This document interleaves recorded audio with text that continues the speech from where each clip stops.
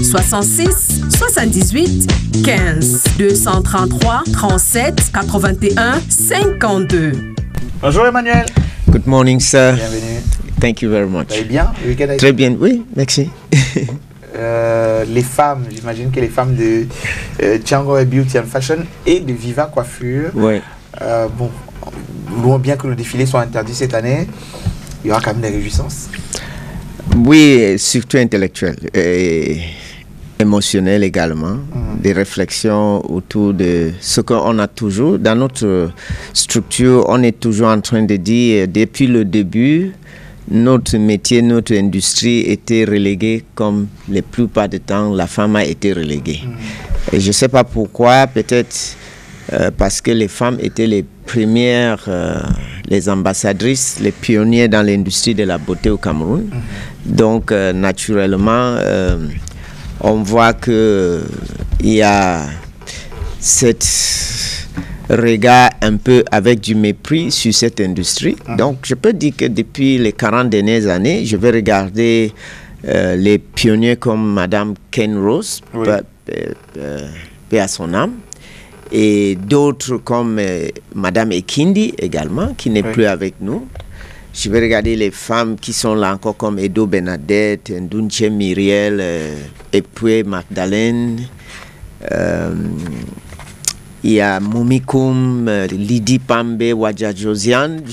Je parle de tous ces guerriers avec lesquels on a amené l'industrie de la beauté à un examen national aujourd'hui, à des personnes reconnues avec les médailles d'honneur au Cameroun, à un examen de CAP esthétique coiffure, un examen de DQP, diplôme de qualification professionnelle, de MINEFOP, avec des investissements qui vont dans les 100 millions, dans des structures de beauté aujourd'hui, avec des salaires qui vont des centaines de mille, avec des cabinets, des comptables, des conseillers financiers, des avocats qui reçoivent des honoraires à partir des coiffeurs et des esthéticiennes pour les services rendus.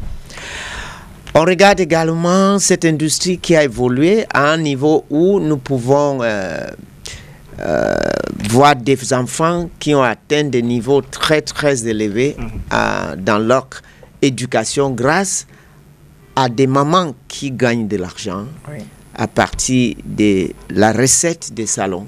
Et ces enfants ont fait des diplômes supérieurs universitaires au Cameroun, à l'étranger, qui sont maintenant des personnes très fières avec leur famille. Bon, ayant fait pas mal de temps dans ce domaine, j'ai quand même vu ces choses, je raconte des vécus, et nous parlons juste du Cameroun. Mais je sais que ces femmes n'ont pas démissionné. Aujourd'hui, nous allons apprécier certaines entreprises qui m'ont soutenu à apporter la formation gratuitement à beaucoup de femmes coiffeuses, des dames qui ne pouvaient pas naturellement payer les frais de l'école, mais qui ont reçu des formations professionnelles grâce à ces différentes entreprises qui sont venues développer des marques et qui ont accepté de donner des formations gratuites dans des milieux sains à des femmes. Tout ce que je peux dire, c'est que vous savez déjà que vous n'êtes pas des séries C il y a 20-30 ans. Vous savez déjà que vous n'avez pas besoin d'être reconnu parce que vous vous reconnaissez déjà. Vous savez déjà que vous n'avez pas besoin de faire un débat sur la question de ceci ou de cela. Vous avez fait de votre métier un très grand métier, le métier du beau. Et j'ai dit, vous n'êtes même pas des misérables parce que ce n'est pas celui qui a faim et qui n'a pas mangé qui va chercher à faire un maquillage. C'est celui qui a déjà la santé, le moyen et qui dort bien, qui pense à arranger son moustache comme mon ami Christian ici. Donc vous savez que vous êtes souvent relégués dans les sous-quartiers. Non, vous avez des instituts de beauté sur les boulevards, à Bonanjo, à Bonapriso, et dans toutes les grandes rues et même dans les malls les plus sophistiqués, nous avons des instituts de beauté à côté des banques, à côté des assureurs, à côté des boulangeries, à côté. Parce que c'est comme ça que nous sommes positionnés dans le monde entier. L'un des métiers le plus ancien on découvre les premiers signes des soins des mains dans des écritures des Égyptiens. Nous parlons de 3000 ans avant Jésus-Christ. Les premiers signes de massage dans les écrits des différentes dynasties chinoises, on parle de 5000 ans aujourd'hui, et indiennes. Et bien sûr, il y a pas mal de découvertes des outils et des senteurs, des formules chimiques qui existaient à cette époque. Et qu'est-ce qu'on peut encore dire? Les huiles essentielles. Oui, effectivement. Donc, nous sommes aujourd'hui en train de caresser la santé avec la main gauche. Donc, il y a une frontière très floue entre le bien-être et la santé. Et je respecte les hauts responsables du ministère, donc monsieur le directeur du ministère de la Culture, qui m'ont convoqué il y a jeudi passé pour discuter du développement des arts de la beauté et le bien-être. Et ça montre encore que ce n'est pas une idée isolée d'un coiffeur, une esthéticienne ou un responsable de quelque part. Il s'agit de la politique de l'État du Cameroun. Et bien sûr, on va aller regarder ce qui se passe dans toute l'Afrique. Donc ma vision tourne autour de l'Afrique parce qu'ici, il y a eu une très mauvaise interprétation de cette industrie, mais qui se régularise très rapidement et qu'on doit encourager toutes les concernés d'y investir. Voilà. Donc je souhaite bonne fête à toutes ces femmes, et spécialement les esthéticiennes et les coiffeuses, sans oublier cette femme qui a l'honneur depuis un temps sur notre Irma Wonja, qui certainement est en train de sourire parce qu'elle est un exemple de femmes qui doivent inspirer toutes les femmes. J'aurais dit que sur tous les plateaux de télévision devaient discuter ce livre aujourd'hui. Et surtout pour que les femmes s'inspirent de cette, on va dire, une guerrière de l'esprit. Parce qu'avec son esprit, elle incarne et fait manifester des énergies très, très puissantes que je sais beaucoup de femmes qui sont en train de déprimer dans leurs différents coins. Des fois parce qu'ils ont des relations qui ne marchent pas très bien et ils se sentent désespérés. Peut-être aussi parce qu'ils se retrouvent dans des situations de travail où ils sont victimes de harcèlement, ou bien ils se retrouvent dans des situations de la communauté où ils doivent élever les enfants seuls. Je pense que là, on n'a pas mesuré l'ampleur quand une maman doit élever des enfants seuls. Pourtant, ces enfants sont arrivés grâce à 2 personnes. Et lorsqu'on voit ces différentes situations et que des fois vous élevez ces enfants seuls, et vous devez être à l'heure au travail et être performante. Sinon, un homme qui est assis en face de vous risque de vous faire perdre votre travail en disant que vous êtes incompétente sans avoir la peine de regarder le contexte en avant, en amont. Donc, tous ces différents environnements qui influencent ce que nous amenons chaque jour au travail. Donc, félicitations et bonne fête. Et je ne peux pas oublier Maman Febe, ma chère Maman Febe, mon sweetheart, qui certainement est l'un des plus grands exemples de ces guerriers. D'accord. Irma, le 8 mars, la date du 8 mars est quand même symbolique pour elle. Parce que je crois que c'était à la veille d'un 8 mars, ou au lendemain d'un 8 mars, si je me trompe, que Irma est frappée par un AVC. Elle a 41 ans à ce moment-là, Irma Wonja. Donc aujourd'hui paraplégique pratiquement. Elle a perdu l'usage de ses membres supérieurs comme inférieurs. Toute sa mobilité est d'ailleurs complètement réduite. Et même son langage est audible à 3% seulement au plus. Donc il faut prêter l'oreille. Il faut être extrêmement patient pour comprendre ce qu'elle dit. Mais aujourd'hui, elle nous parle à travers ce livre qui est le sien, Oser dire oui à l'univers que nous avons à l'écran aujourd'hui. C'est tellement profond que la situation du handicap, elle nous l'a expliqué, tel que vu par les hommes, tel que vu par le personnel de santé, tel que vu par la famille, la société. Voilà. Elle nous a également parlé tel que vu par les partenaires qu'elle avait avant, les personnes qui étaient proches d'elle avant. Les amis. Et ceux qui sont restés avec elle après. Et elle a dit la famille est un noyau extrêmement important pour nous maintenir vivants. La question de l'amitié est relative parce que tout de suite, quand vous êtes dans une situation compliquée, vous voyez presque personne. Et donc on est passé aussi par On est passé aussi par, comment vous appelez ça? Par l'explication de ce qui s'est passé. Et également, on est passé par son voyage qui a mis du temps entre Limbé et Paris, où elle allait passer 3 mois pratiquement en rééducation. On est passé aussi par l'acceptation de la situation. Parce que quand on se retrouve là dans une situation, on se dit, vaut mieux être mort que d'être dans cette situation. Elle a dit non, il y a l'acceptation qui est là, qui permet que nous nous retrouvions finalement nous-mêmes et que nous puisions au fond de nous. Et donc aujourd'hui, Emmanuel, on va parler des leçons à tirer. Oui, c'est-à-dire nous avons passé toute notre vie à vivre sur le type de iceberg, dans le sommet de l'iceberg. Et nous avons appelé ça la vie. Et nous avons félicité, grâce à ça, nous avons même dit qu'on était mieux que les autres, sans connaître effectivement qui nous étions. Donc on a passé tout ce temps à insister que c'est ça la vie. Ce que vous voyez, ce que vous entendez, ce que vous touchez, ce que vous humez. Notre vie s'est résumée sur le 5 sens. Et sur la base de ça, on a condamné pas mal de gens. Et on a fait des condamnations très graves, des fois même sans regarder où est le iceberg. Est-ce celui qu'on voit en haut ou celui qui est invisible dedans? Effectivement. Il m'a passé aussi son tour. J'ai dit, elle s'est sacrifiée pour nous élever. Et ça, quel moment? C'est le moment de Pâques où on parle de la plus grande sacrifice pour l'homme. Elle se sacrifie également. Elle a mis son orgueil à côté.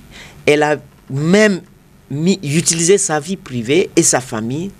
Pourtant, elle a des personnes qu'elle doit protéger, comme ses filles, mais cet sacrifice la tient tellement au cœur qu'elle n'est plus très attentionnée à ces détails. Elle regarde la photo la plus grande, c'est-à-dire vous tous qui sont encore perdus dans le type de iceberg, vous qui sont encore trop figés sur l'image, sur la surface, sur ce qu'on voit, ce qu'on entend, ce qu'on touche, ce qu'on hume, ce qu'on goûte, et qui ont oublié véritablement nos existences. Donc aujourd'hui, Emma nous amène dans le monde du iceberg, où on vit véritablement qui est le moi.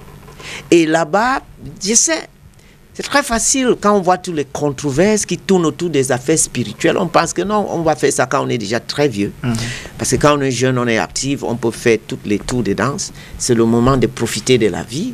Et que non, plus tard, on va regarder tous ces détails-là. Ce n'est pas pour nous, non. On peut aussi dire que non, attends, on dit ça parce qu'on a des difficultés, on a perdu son emploi, on n'a plus personne, notre santé nous menace, peut-être la mort nous guette, donc il faut qu'on pense à Dieu et ainsi de suite. Non, je voulais dire qu'aujourd'hui, avec du recul, tout le monde qui nous regarde a eu un moment, croyant ou pas croyant, il a pensé que mais il y a forcément quelque chose qui m'a permis de traverser cet moment X ou Y.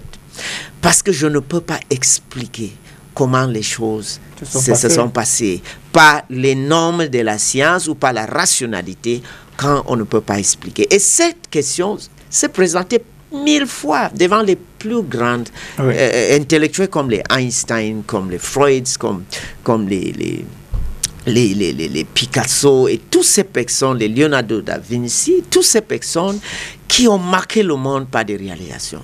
Et on a toujours vu cela quand vous vous retrouvez directement devant une vaste volume d'eau comme la mer. Il y a une seconde dans laquelle les mots vous échappent. Vous allez regarder le premier touriste qui se trouve devant une pyramide et subitement, il n'a plus de mots.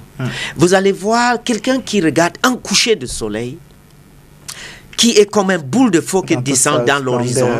Et subitement, il manque les mots. Où est partie votre intelligence à ce moment? Votre dimension rationnelle.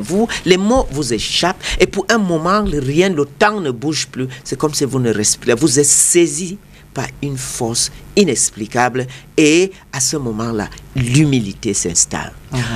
Pour le cas d'Ima, il a fallu un accident pour que cette prise de conscience très profonde. Et elle décrit sa foi comme l'un des premières leçons apprises et que nous allons un peu développer. C'est ce que j'ai appris. Et dedans, elle a parlé de sa foi. Avant, la foi en Dieu, c'est généralement l'héritage des parents. Mes parents ont cru et nous, on croit, pas obéissant aux parents. Mais un moment viendra où votre propre point de vue va s'installer. On n'a pas besoin de passer par un accident. Il y a des situations, des crises, et de là, nous voyons que dans les Saintes Écritures, telles que Ima utilise pour appuyer sur ces points de vue, de façon très subtile, très fin. Et je dis, quelles sont encore des qualités que Ima vous avez développées entre-temps, parce que je ne pense pas que ce n'est pas seulement lui d'un grand psychologue ou d'un écrivain, mais je pense que votre foi spirituelle va toucher plus d'une personne et nous allons profiter d'enrichir les nôtres qui subissent encore les fluctuations pour que rapidement, sans arriver à votre challenge, qu'on croit aussi qu'il y a vraiment une main divine qui nous mène. Je vais lire ceci. Une chose reste certaine, on ne sort pas idem d'un accident vasculaire cérébral lourd. Quand on a de la chance, comme moi, que les facultés mentales restent préservées de deux choses. L'une, soit on entretient à vie des émotions de moi inférieures, qui sont des émotions de haine, de ressentiment, de culpabilité, d'amertume, de colère. On en veut à la terre entière, et là, c'est l'inévitable.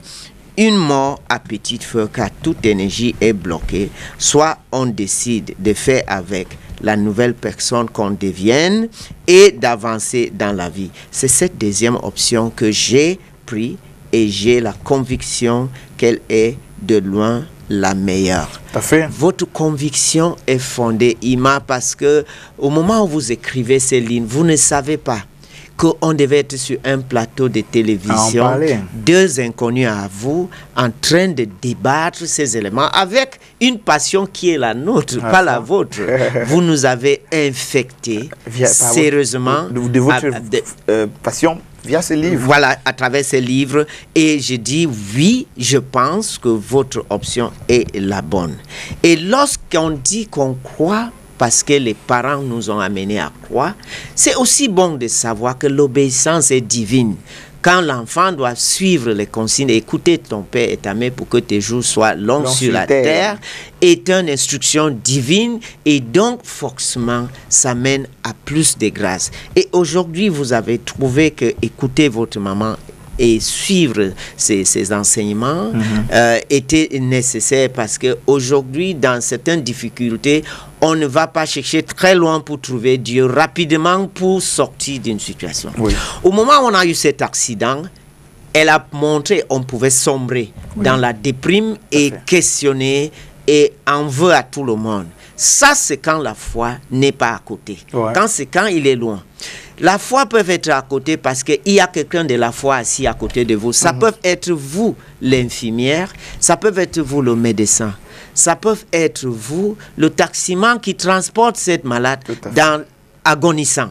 Ça peut être la maman aussi qui est toujours là. Ça peut être votre frère et soeur. Mais ça peut être aussi les leçons de la vie que vous avez appris au fur et à mesure que vous grandissez, juste parce que vous êtes attentionné aux autres et aux choses qui se passent autour de vous.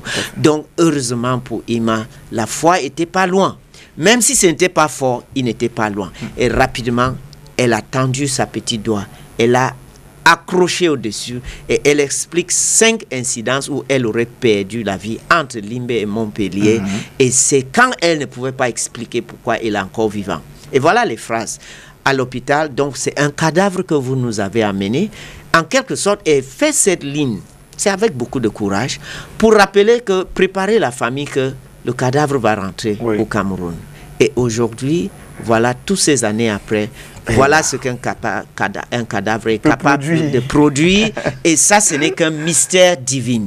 Et voilà comment moi je vois cela. Les écrits, ligne par ligne, est une délectase, des lectures en termes de français simple, raffiné, moi qui n'ai pas francophone de première. Vécu. Moi, on vit presque ça avec elle.